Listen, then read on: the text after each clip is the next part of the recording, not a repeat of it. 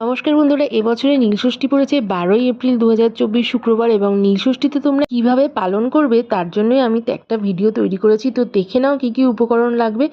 এখানে লাগবে কাঁচা দুধ, গঙ্গার জল, ডাবের জল, ঘি, মধু, বেল, কাঁচা আম সহ 3-4 রকমের ফুল লাগবে। আর তার সঙ্গে লাগবে একটা নীলের বাতি তৈরি করার জন্য মাটির প্রদীপ, ঘি এবং সলতে। তো আমি তার জন্য একটা লিস্টও তৈরি করে ফেলেছি তোমাদের জন্য, এবং ফুল ভিডিওটি দেখতে অবশ্যই লিঙ্কটিতে ক্লিক করো। দেখে নাও তোমরা কিভাবে পঞ্চামৃত তৈরি করতে হয়। তো এখানে পঞ্চামৃত তৈরি করার জন্য লাগছে কাঁচা দুধ, তার সঙ্গে লাগছে চিনি, তার সঙ্গে লাগছে দই, আর লাগছে ঘি, মধু। এগুলো দিয়ে প্রথমে মহাদেবের অভিষেক করতে হবে এবং অভিষেক করবার পর গঙ্গার জল দিয়ে মহাদেবকে চান করিয়ে নিতে হবে। তো ফুল ভিডিওটি দেখতে আমার চ্যানেলে চলে যাবে। নমস্কার বন্ধুরা, এবছরে নীলষষ্ঠী পড়েছে 12ই এপ্রিল 2024 শুক্রবার এবং নীলষষ্ঠীতে তোমরা কিভাবে পালন করবে তার জন্যই আমি একটা ভিডিও তৈরি করেছি। তো দেখে নাও কি কি উপকরণ লাগবে।